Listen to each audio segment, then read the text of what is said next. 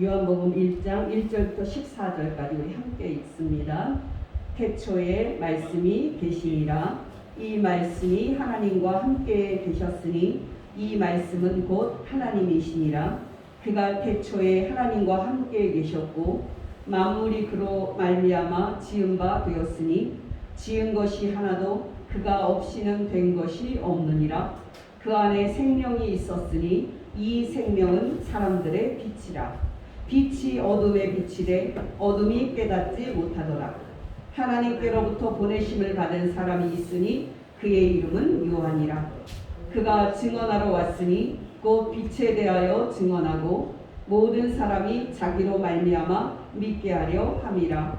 그는 이 빛이 아니요 이 빛에 대하여 증언하러 온 사람 참 빛 그 세상에 와서 각 사람에게 비추는 빛이 있었나니 그가 세상에 계셨으며 세상은 그로 말미암아 지은 바 되었으되 세상이 그를 알지 못하였고 자기 땅에 오매 자기 백성이 영접하지 아니하였으나 영접하는 자 곧 그 이름을 믿는 자들에게는 하나님의 자녀가 되는 권세를 주셨으니 이는 혈통으로나 육정으로나 사람의 뜻으로 나지 아니하고 오직 하나님께로부터 난 자들이니라. 말씀이 육신이 되어 우리 가운데 거하심에 우리가 그의 영광을 보니 아버지의 독생자의 영광이요 은혜와 진리가 충만하더라. 아멘. 여러분, 오늘은 기독교 절기 중 하나인 성탄절입니다. 바로 예수님이 태어나신 것을 기념하는 날입니다. 저는 어떤 본문을 가지고 말씀을 전할까 생각하다가 요한복음 1장을 본문으로 정했습니다. 여러분, 예수님이 2000년 전에 태어나셨다는 것은 어떤 의미가 있을까요?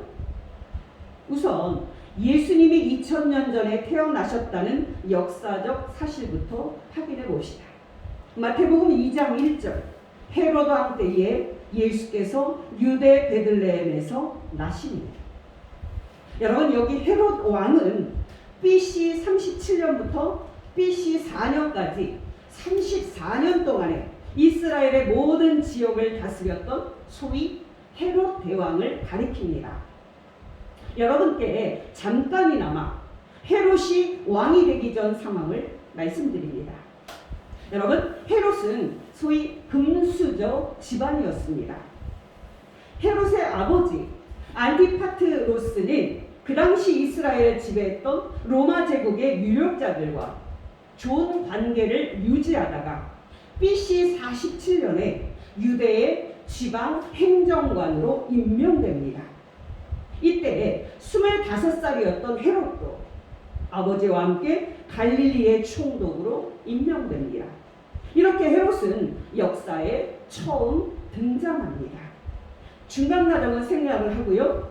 BC 43년 헤롯의 아버지 안티파트로스가 의문의 독사를 당하자 그는 암살자를 처형하고 돌아와서 유대의 권력 실세가 됩니다.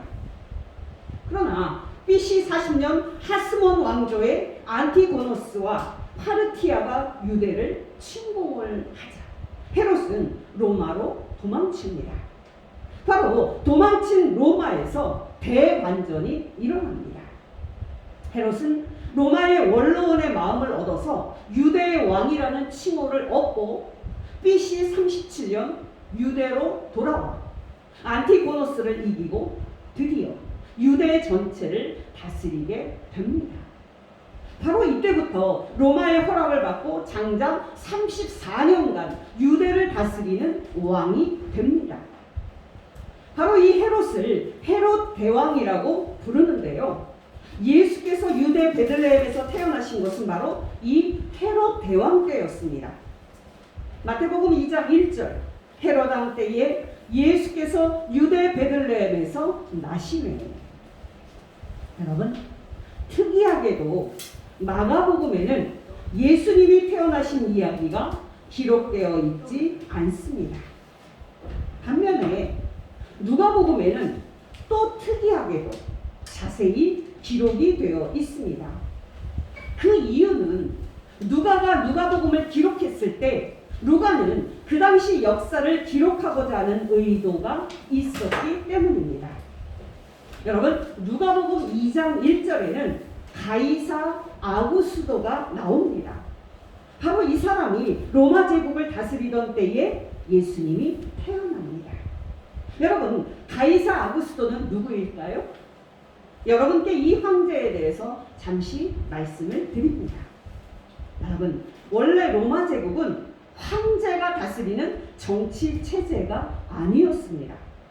로마의 귀족들의 회의제, 이 원로원이 로마 제국 전체를 지배하는 공화국이었습니다. 여러분, 로마 공화국을 로마 제국으로 변화하는 데 중요한 역할을 한 사람이 율리어스 시저입니다. 그는 그 당시 로마 공화국의 정치자이자 군인이었는데 BC 49년에 일어난 내전에서 승리를 하면서 로마 공화국을 무너뜨리고 로마의 모든 권력을 혼자 다 장악을 합니다. 룰리우스 시저가 로마를 공격하기 위해서 루비콘 강을 건널 때 한 말을 여러분들이 아실 겁니다. 주사위는 던져졌다. 시저가 루비콘 강을 건너면서 한 말입니다. 이 내전에서 승리하고 로마의 모든 권력을 움켜쥔 시저는 약 5년간의 독재 후에 결국 로마 공화국을 다시 복원시키려는 원로원에게 암살이 됩니다. BC 44년 3월 15일 꿈자리가 안 좋으니까 원로원에 가지 말라는 그의 아내의 말을 뿌리치고 시저는 원로원으로 향합니다. 시저가 원로원에 들어서자 의원들은 모두 존경의 표시로 자리에서 다 일어납니다. 시저가 인사를 나누는 동안에 카스카가 맨 먼저 시저의 목을 찌릅니다. 상처가 깊지 않았기 때문에 시저가 자신의 칼을 빼서 저항을 했지만 결국 암살자들은 시저를 빙 둘러싸고 마구 찌릅니다. 브루투스는 이때 시저의 모든 그 공격에서 가장 정교하게 찌릅니다. 시저는 모두 23군데의 상처를 입었는데요. 시저 한 사람을 찌르기 위해서 많은 칼이 난무한 탓에 암살자들은 서로의 칼에 찔려서 상처를 입었을 정도라고 합니다.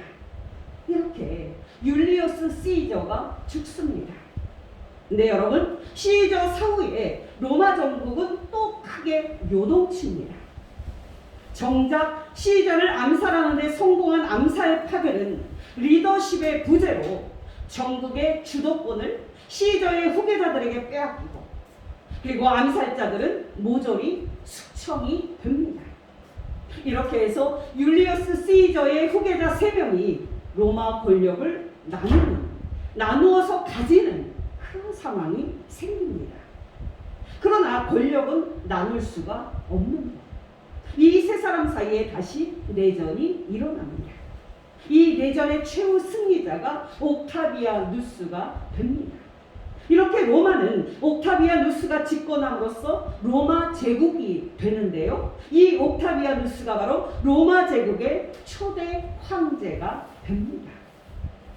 여러분, 누가복음 2장 1절에 가이사 아구스도라라는 말이 나오는데요. 이거는 로마 제국의 초대 황제인 옥타비아누스를 가리키는 칭호입니다. 가이사가 시저를 뜻하는 라틴어로 율리어스 시저를 계승한 사람임을 뜻하고요. 자신을 아구스도라고 칭하면서 자신을 신과 같은 지위를 갖고 있음을 공포합니다.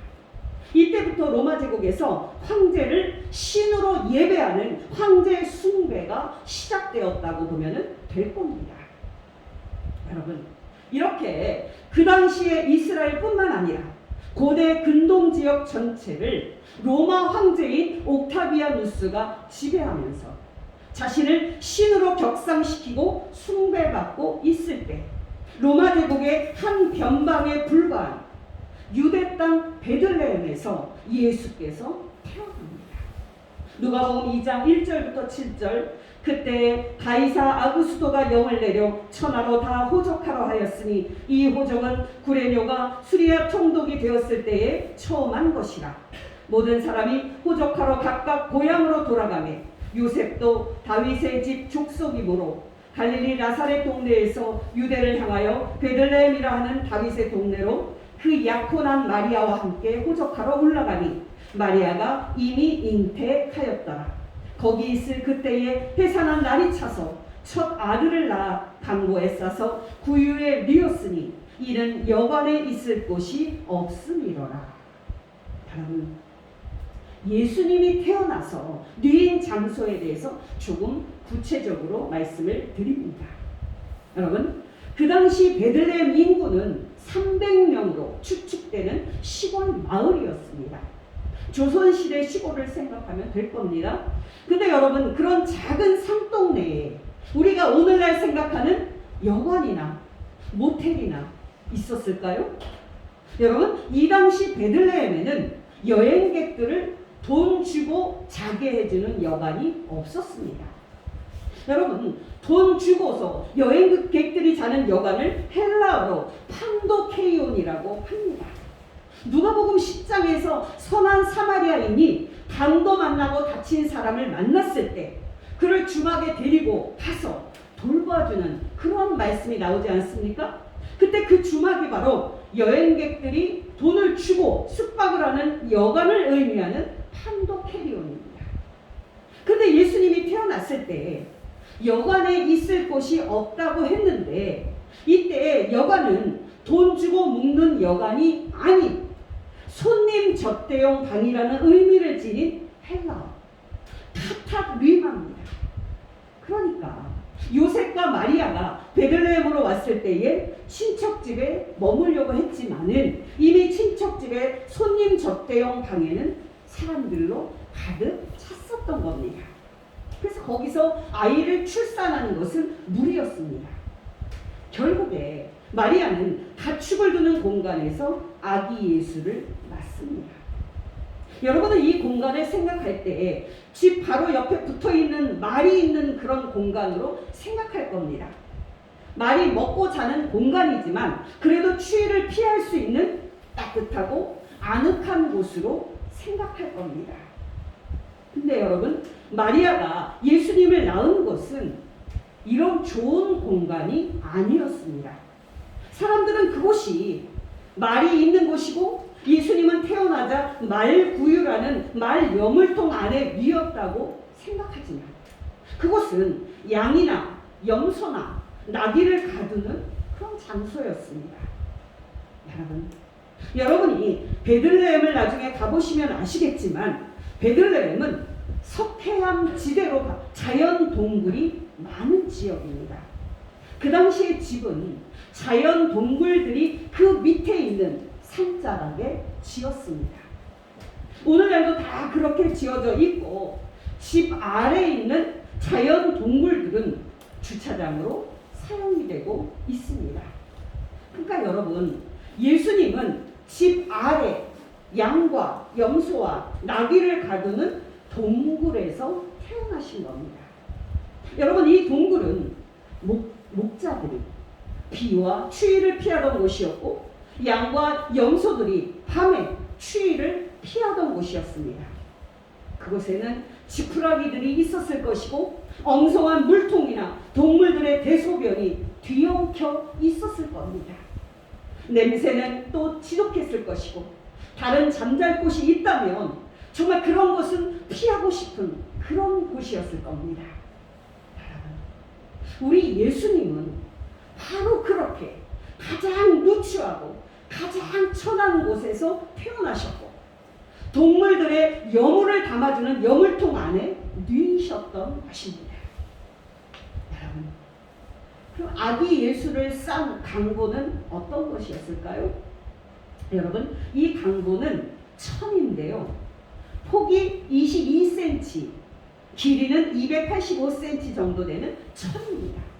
이 천을 임산부와 가족들이 준비하는 것이 유대인의 관습이었고요. 이 천 위에는 가족들이 써놓은 문장들이 있었습니다.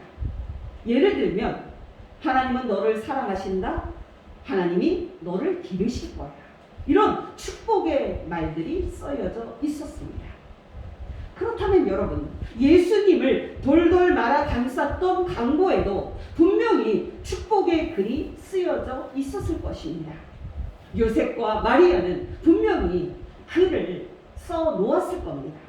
예를 들면 예수, 구주, 임마누엘, 그가 자기 백성을 저희 죄에서 구원할 자이시라. 이런 말들이 강보에 쓰여져 있었을 겁니다. 여러분 기억하시기 바랍니다. 예수님은 헤롯 왕의 궁궐에서 태어나지 않으셨습니다. 예수님은 베들레헴의 한 집에 딸려있는 작은 손님 접대용 방에서 태어나시지도 못했습니다. 그 방조차도 예수님에게는 허락이 되지 않았습니다. 그렇게 예수님은 양이나 염소 같은 동물들이 밤새 비와 추위를 피하기 위해서 머물렀던 낮고 천한 동굴에서 태어납니다. 그렇게 태어난 예수님이 이 땅에 처음 접촉된 장소는 동물들이 먹을 그 여물을 담아놓는 나무로 깎아 만든 아주 냄새나는 구유였습니다. 여러분, 이 세상의 만물과 모든 사람을 창조하신 하나님이신 예수께서 이 낮고 낮은 장소에서 태어나시고 또 태어나자마자 구유에 누웠다는 것은 너무나도 놀랍고 충격적인 사실입니다. 여러분, 이스라엘의 절기에는 초막절이 있습니다. 토지 소산을 거두는 추수를 끝마쳤을 때 그때 지키는 절기인데요. 이때 이스라엘은 집에서 나와서 초막에서 7일 동안 지내면서 절기를 지켜야 했습니다. 레위기 23장 42절 43절 너희는 1일 동안 초막에 거주하되 이스라엘에서 난 자는 다 초막에 거주할지니 이는 내가 이스라엘 자손을 애굽 땅에서 인도하여 내던 때에 초막에 거주하게 한 줄 너희 대대로 알게 하려 함이니라. 나는 너희의 하나님 여호와니라. 여러분, 이 초막은 천막, 즉 텐트입니다. 여러분도 알다시피 하나님께서 이스라엘 백성을 종되었던 애굽에서 구출하셨을 때 그들은 광야에서 40년 천막에서 살다가 여호수아 때에 약속의 땅인 가나안 땅으로 들어갑니다. 그들이 하나님이 주신 그 구원의 은혜와 축복을 잊지 말고 하나님만을 섬기라고 초막절에 천막에 일주일 동안 살게 하신 겁니다. 여러분, 우리 인간은 몸으로 가장 잘 깨닫는 그런 존재입니다. 따뜻한 방 안에서 추운 겨울을 느끼기는 어렵습니다. 겨울철에도 보일러를 빵빵하게 틀고 실내에서 반팔을 입는 우리나라 사람들로서는 겨울의 이 추위를 체감하기가 쉽지 않습니다. 여러분, 우리가 따뜻하고 좋은 예배당 안에서 예수님의 낮고 천한 그 나심을 기억하고 기념하는 것 참 넌센스입니다. 유대인들이 그들이 받은 출애굽의 은혜를 잊지 않기 위해서 천막에서 일주일 동안 있었듯이 우리도 밭이나 또 들판에서 천막을 치고 성탄절을 기념하는 것이 더 맞지 않을까 저는 생각하고 있습니다.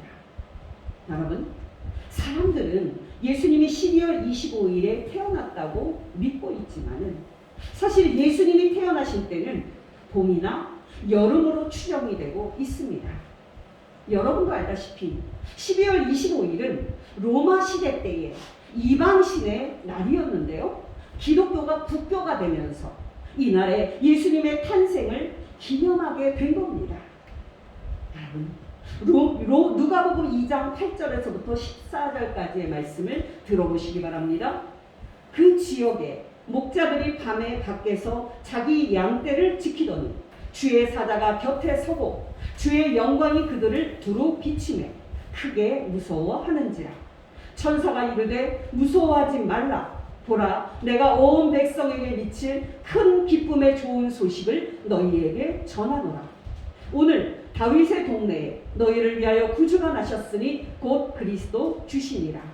너희가 가서 강보에 쌓여 구유에 누워있는 아기를 보리니 이것이 너희에게 표적이니라 하더니 고려니 수많은 천군이 그 천사들과 함께 하나님을 찬송하여 이르되 지극히 높은 곳에서는 하나님께 영광이요 땅에서는 하나님이 기뻐하신 사람들 중에 평화로다 하니라.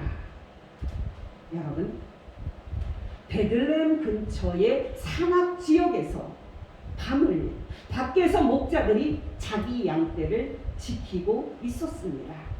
그러니까 여러분, 그때는 목자들이 양들을 산에다가 밤새 풀어놓고 있어도 괜찮을 정도의 시기, 물론 그런 시기였다는 뜻이니까 그때가 봄이나 여름 정도였다고 생각하시면 될 겁니다. 물론 그렇다고 해도 산악지역이라 또 밤에는 추웠을 거라고 생각하는 게 맞을 겁니다. 여러분, 그런 산악지역인 안 좋은 환경에서 동물들이 비와 추위를 피하는 그곳에서 예수님이 태어나신 겁니다. 여러분, 그 밤을 기억하시기 바랍니다. 예수님이 태어나서 구유에 누웠던 그 밤을 여러분 기억하시기 바랍니다. 고요한 밤, 거룩한 밤, 어둠에 묻힌 밤, 주의 부모 앉아서 감사 기도 드릴 때 아기 잘도 잔다,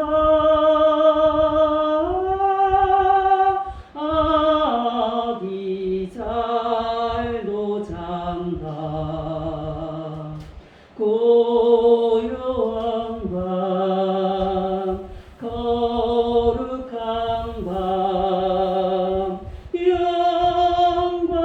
영광이 둘린 밤, 천군 천사 나타나 기뻐 노래 불렀네. 구주 나셨도다, 구주 나셨도다. 여러분, 그 당시 로마는 전 세계를 지배하고 있었습니다. 로마 황제 옥타비안 누스는 내전을 종식한 이후에 자신에게 신이라는 뜻의 가이사 아구스토라는 칭호를 붙이면서 로마에서 전 세계를 다스리고 있었습니다. 이게 바로 로마의 평화, 팍스 로마나였습니다. 여러분, 예루살렘에서는 헤롯 왕이 유대 전체를 다스리고 있었습니다. 그러나 여러분, 그 밤에 하나님의 눈은 로마에도 예루살렘에도 가 있지 않았습니다. 하나님의 눈은 예루살렘에서 8km 떨어진 산악지역 작은 시골 마을 베들레헴에 가 있었습니다. 하나님의 시선은 베들레헴 한 집에 딸려있는 동굴에서 태어난 아기 예수에게 가 있었습니다. 여러분, 그 밤에 온통 천사들의 시선이 양이나 염소의 영을 통해 구유 안에 누인 아기 예수에게 가 있었습니다. 여러분, 왜 그랬을까요? 왜 천사들이 그 밤에 하나님을 찬송하기 위해서 하늘에서 이 땅으로 총출동해서 내려왔을까요? 이유는 분명합니다. 이 세상의 역사의 운명을 바꿀 인물이 태어났던 것입니다. 모든 사람들의 운명을 바꿀 인물이 태어났던 겁니다. 다시 말하면 하나님께서 저와 여러분을 포함하여서 모든 사람을 구원할 구주를 이 밤에 보내셨던 겁니다. 다시 누가복음 2장 8절에서 14절을 들어보시기 바랍니다. 그 지역에 목자들이 밤에 밖에서 자기 양떼를 지키더니 주의 사자가 곁에 서고 주의 영광이 그들을 두루 비치매 크게 무서워하는지라. 천사가 이르되 무서워하지 말라. 보라, 내가 온 백성에게 미칠 큰 기쁨의 좋은 소식을 너희에게 전하노라. 오늘 다윗의 동네에 너희를 위하여 구주가 나셨으니 곧 그리스도 주시니라. 너희가 가서 강보에 쌓여 구유에 뉘어있는 아기를 보리니 이것이 너희에게 표적이니라 하더니 갑자기 수많은 천군이 그 천사들과 함께 하나님을 찬송하여 이르되 지극히 높은 곳에서는 하나님께 영광이요 땅에서는 하나님이 기뻐하신 사람들 중에 평화로다 하니라. 여러분, 저는 이번 성탄절을 맞이하여서 여러분께 한 가지만 말씀드리고자 합니다. 여러분, 이번 성탄절을 맞이하면서 우리가 회복해야 할 것은 오직 하나, 구주 예수를 태어나게 하신 하나님을 우리가 찬송하는 마음입니다. 여러분, 이번 성탄절을 맞이하면서 우리가 회복해야 될 것은 오직 하나, 구주 예수를 보내신 하나님께 우리가 감사하는 마음입니다. 여러분, 신앙에는 절대적으로 하나님과 예수 그리스도를 아는 교리, 이것이 필요합니다. 그러나 여러분, 우리가 아무리 많은 교리를 안다고 할지라도 우리가 그 교리로 하나님을 찬양하는 뜨거운 마음을 갖는 데까지 가지 못한다면 그것이 무슨 소용이 있겠습니까? 여러분, 예수님은 부활하신 후에 제자 2명이 예루살렘에서 엠마오로 가면서 대화할 때에 그 2명의 대화에 예수님도 끼어드십니다. 물론 그 2 제자는 그분이 예수님이 있는 것을 알지 못하고 예수님과 대화를 나누면서 걸어갔습니다.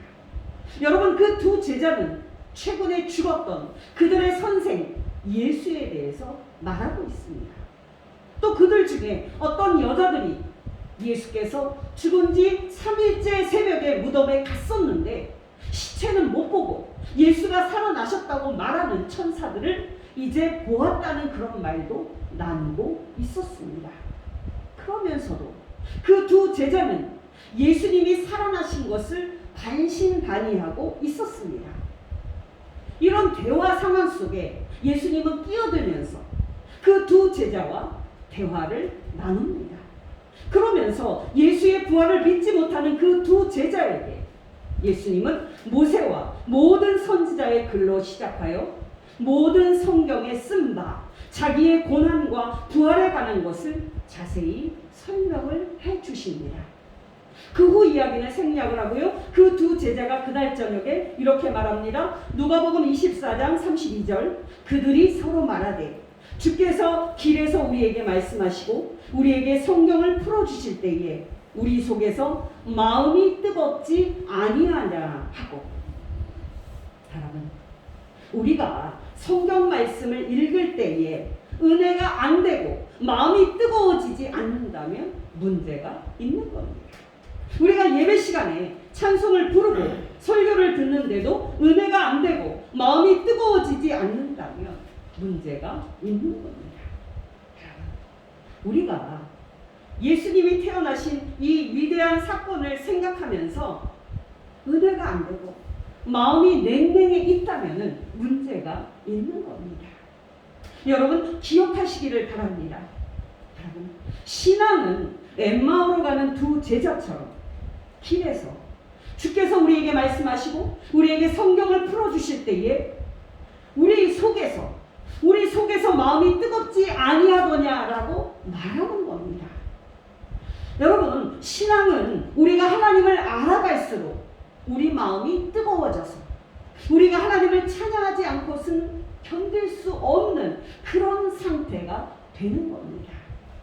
신앙은 우리가 예수님을 알아갈수록 우리 마음이 뜨거워져서 우리가 예수님을 찬양하지 않고는 견딜 수 없는 그런 상태가 되는 겁니다. 여러분께 질문을 드립니다. 여러분에게는 그런 뜨거운 마음이 있습니까? 여러분에게는 구주 예수 그리스도를 여러분을 위해서 보내신 하나님을 찬양하는 그런 뜨거운 마음이 있습니까? 여러분에게는 여러분을 구원하시기 위해서 이 땅에 오신 구주 예수 그리스도를 사랑하는 뜨거운 마음이 있습니까? 베드로전서 1장 8절 9절. 예수를 너희가 보지 못하였으나 사랑하는도다. 이제도 보지 못하나 믿고 말할 수 없는 영광스러운 즐거움으로 기뻐하니 믿음의 결국 곧 영혼의 구원을 받습니다. 여러분께 다시 질문을 드립니다. 여러분에게는 구원자 예수 그리스도를 사랑하는 뜨거운 마음이 있습니까? 아니면 냉랭한 마음입니까? 여러분, 제가 옛날에 읽은 이야기입니다. 몇몇 여성 성도들이 모여서 수도 생활을 하는 그런 공동체가 한국에 몇 군데가 있는데요. 한 공동체에 있는 어떤 성도님은 마음이 냉랭해져서 뜨거운 마음이 식어졌을 때 그 마음을 회복하기 위해서 그때마다 금식 기도를 했다고 합니다. 저와 여러분도 하나님을 찬송하는 뜨거운 마음을 회복하기 위해서 모든 힘을 써야 할 줄로 믿습니다. 누가복음 2장에는 아기 예수의 탄생 앞에서 하나님을 찬송하고 하나님께 감사하는 네 부류의 사람이 나옵니다. 첫째는 천사들입니다.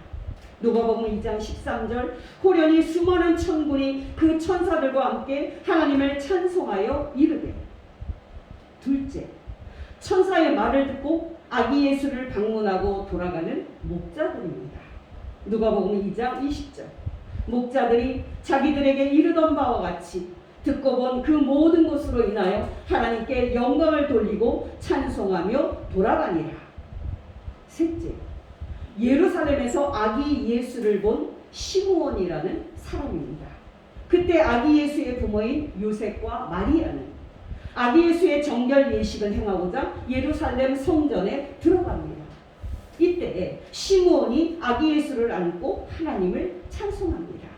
누가복음 2장 28절에서 32절 시므온이 아기 예수를 안고 하나님을 찬송하여 이르되 주제여 이제는 말씀하신 대로 종을 평안히 놓아주시는도다. 내 눈이 주의 구원을 보았사오니 이는 만민 앞에 예비하신 것이요 이방을 비추는 빛이요 주의 백성 이스라엘의 영광이니이다 하니. 넷째, 그때 예루살렘 성전을 떠나지 아니하고 주야로 금식하며 기도함으로 하나님을 섬기던 여선지자 안나, 이 안나도 아기 예수를 보고 하나님께 감사를 드립니다.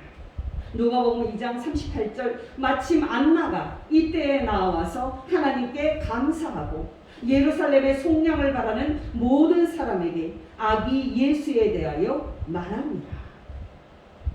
여러분 기억하시기를 바랍니다. 우리가 성자 하나님 예수님을 이 땅에 보내신 성부 하나님을 찬송하는 뜨거운 마음이 없다면 우리는 시체와 같은 겁니다. 우리가 우리를 죄에서 구원하기 위해서 오신 성자 하나님 예수님을 사랑하는 뜨거운 마음이 없다면 우리는 시체와 같은 겁니다. 여러분께 질문드립니다. 여러분의 마음은 성부 하나님을 찬양하지 않고는 견딜 수 없는 뜨거운 마음입니까? 여러분의 마음은 성자 하나님 예수님을 찬양하지 않고는 견딜 수 없는 뜨거운 마음입니까? 여러분이 저와 여러분의 구주이신 성자 하나님 예수님을 보내신 성부 하나님을 찬송하는 복된 성도 되시기를 예수 이름으로 축원합니다.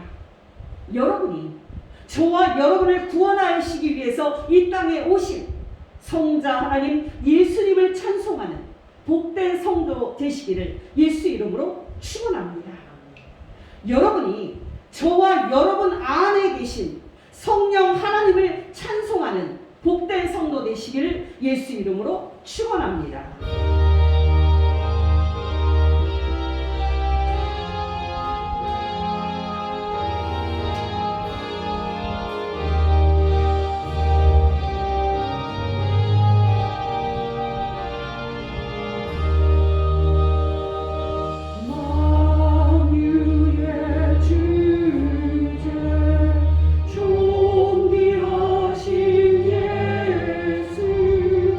사랑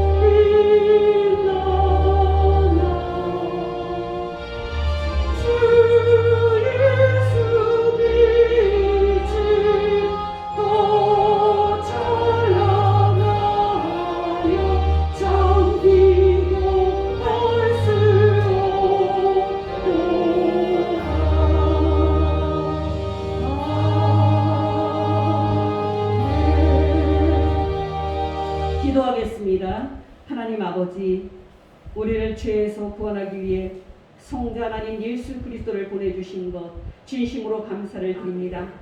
우리의 구주시고 성자 하나님이신 예수님, 우리를 죄에서 구원하시기 위해서 사람이 되신 것 진심으로 감사를 드립니다.